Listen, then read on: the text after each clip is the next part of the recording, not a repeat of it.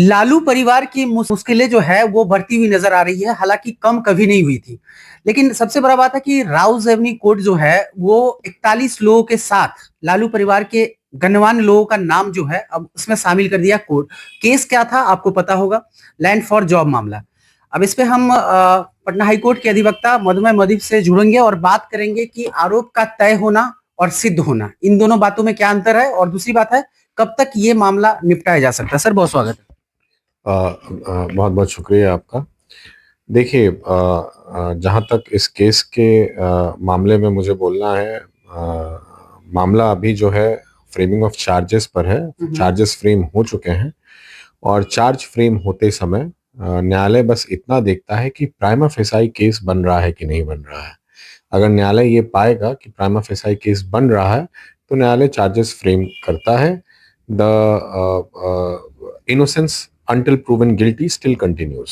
Okay, तो ये charges frame जो होता है न्यायालय चेक करता है, इसका मतलब ये है कि कहीं ना कहीं गिल्टी हुई है।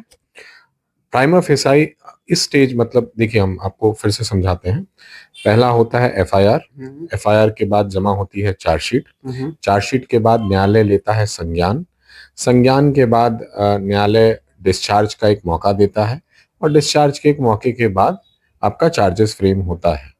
तो चार्जेस फ्रेम होने का मतलब है कि न्यायालय कहीं ना कहीं ये देख रही है कि जो ऑफेंसेस का इंग्रेडिएंट्स है, it is being found out and the offence is being made out and therefore the charges are framed. Okay, कितना वक्त लग जाता है ऐसी चीजों में, चूंकि लालू प्रसाद यादव बिहार के पूर्व मुख्यमंत्री रहे हैं, राबड़ी देवी भी मुख्यमंत्री रही हैं, उनके बेटे भी मंत्री रहे हैं, उप मुख्यमंत्री रहे हैं तेजस्वी यादव। तो इस तरह के जब शख्सियत सामने आती है और जब वो गिल्टी पाए जाएंगे, कितना टाइम लगेगा? वक्त तो बहुत ज्यादा बीत जाएगा, क्योंकि बहुत ज्यादा लोड रहता है, न्यायिक प्रक्रियाएं बहुत धीमी है हमारे देश में। तो लोग जैसे अटकलें लगाने लगते हैं, या जो उनके सपोर्टर्स होते हैं या पार्टी वेलफेयर के लिए सोचते हैं, उनके दिमाग में ये होता है कि इस तरह की चीजें जब आती है तो हो सकता है कि स्पीडी ट्रायल हो, या हो सकता है कि अंडर प्रेशर ये चीज बहुत दिन तक खींचा जाए। देखिए, जहां तक मुझे जानकारी है, ये मामला लर्नेड स्पेशल जज prevention of corruption act Rouse Avenue court के पास है। स्पेशल कोर्ट है और क्योंकि ये मामला प्रिवेंशन ऑफ करप्शन एक्ट से जुड़ा हुआ है तो इसका ट्रायल जो है वो स्पीड ही होगा या होना चाहिए। पहली चीज ये। दूसरी चीज ये कि जब चार्ज फ्रेम हो चुका है तो अब ट्रायल के दरवाजे खुल चुके हैं। एविडेंसेस का इवैल्यूएशन होगा, examination and cross examination of witnesses होंगे, then finally the court will give its verdict on the issue of the commission of the crime. मैंने स्टार्टिंग में बोला था कि राउजमी कोर्ट जो है अंडर वो दिल्ली हाई कोर्ट के अंदर आता है, ठीक है। तो अगर राउजमी कोर्ट कोई अगर जजमेंट सुनाती है, अगर स्पीडी ट्रायल करके, तो उसके बाद ये मामला फिर हाई कोर्ट में जाएगा, और हाई कोर्ट से अगर ये मामला फिर आगे बढ़ता है तो सुप्रीम कोर्ट में जाएगा। इन चीजों में वक्त तो लगेगा ना सर? काफी समय लगता है। अभी तो आप समझ जाइए इस बात को कि अभी चार्जेस ही फ्रेम हुआ है। Charges have been framed against the Lalu ji family. तो अभी इसका बहुत आगे जाना अभी बचा हुआ है। अभी एविडेंसेस का एग्जामिनेशन बाकी है, क्रॉस एग्जामिनेशन बाकी है, उसके बाद जजमेंट आएगा, सेंटेंस आएगा, और फिर जा कर के जो है अगर ये लोग कन्विक्शन होता है, अगर कन्विक्शन होता है तो फिर हाई कोर्ट में अपील का दरवाजा खुला हुआ है। फिर हाई कोर्ट, फिर सुप्रीम कोर्ट। हाँ, और इस तरीके से बिल्कुल बिल्कुल। लेकिन एक चीज और बताइए, ये जो मामला है वो है लैंड फॉर जॉब, मतलब हमने आपको जॉब दिया और बदले में आपसे जमीन ली, ठीक है, ये मामला है।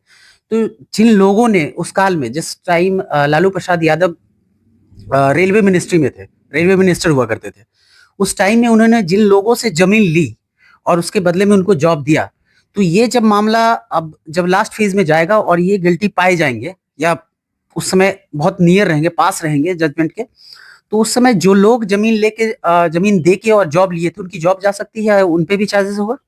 देखिए, ये पहले तो ये मामला एकदम अलग है। अच्छा। पहले यहाँ तो ये प्रूफ होना बाकी है कि क्या ये मामला अगर ऐसा है तो किनको जमीन के बदले जॉब दी गई, तब जो है फिर वो एडमिनिस्ट्रेटिव साइड का वो लुकआउट है। फिर वहां पे उन लोगों के ऊपर डिसिप्लिनरी प्रोसीडिंग्स होंगी। अगर इस तरह का कुछ पाया जाएगा तो उन लोगों को, जो रेलवे अथॉरिटीज है, ग्रुप डी, मुझे लगता है जहां तक मुझे जानकारी है कि ग्रुप डी, हाँ, तो वो एक अलग प्रक्रिया है। अच्छा। वो एक सर्विस मैटर की अलग प्रक्रिया है, ये एक अलग प्रक्रिया है। तो ये जो है ये क्रिमिनल केस है, ये चल रहा है उन एक्यूज्ड के अगेंस्ट जिसके ऊपर एलिगेशन है लैंड फॉर जॉब का। तो ये प्रक्रिया अलग है, और उनकी नौकरी जाएगी कि नहीं जाएगी उसकी प्रक्रिया अलग होगी। वो शुरुआत होगा उन लोगों के ऊपर शो कॉज नोटिस से, और thereafter it will be seen. तो हो सकता है कि नहीं? हाँ, क्यों नहीं हो सकता है, क्यों नहीं हो सकता है? प्रोसीजरल है। हाँ, ये प्रोसीजर तो है, बिल्कुल है, बिल्कुल है। तो सीधे तौर पे आपने देखा लालू प्रसाद यादव या उनके परिवार या अन्य जो 41 लोग को इसमें समेटा गया है, जिन पे आरोप तय हुआ है, जो राउजमनी कोर्ट ने कहा है कि ये लोग इसमें आरोपी हो सकते हैं और इन पे अब आगे की जो प्रक्रिया है वो जारी रहेगी। लेकिन सबसे बड़ी बात है कि ये प्रक्रिया कितनी लंबी घिसती है, क्योंकि इसके बाद हाई कोर्ट और उसके बाद माननीय सुप्रीम कोर्ट। तो अब यहाँ सुप्रीम कोर्ट तक जाते जाते ये समय या वक्त कितना जाएगा, उसके बाद लालू परिवार में कौन कौन लोग फिर राजनीति सक्रियता दिखा पाएंगे, और अगर इन पे चार्जेस फ्रेम जो अभी किए गए हैं वो साबित हो जाते हैं, तो ये लोग शायद से सर मुझे लगता है कि चुनाव नहीं लड़ पाएंगे अगर 2 साल से ज्यादा की सजा होती है।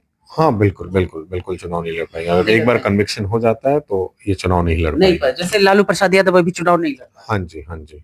तो इसका तो फिर अब ये देखने वाली बात होगी कि जजमेंट जब आएगा तो उसके बाद लालू परिवार का क्या होता है, राजनीतिक सक्रियता इनकी कितनी बनी रहती है, आगे ये इनका अगला कदम क्या होता है, सारी चीजों पे हमें नजर बनी रहेगी।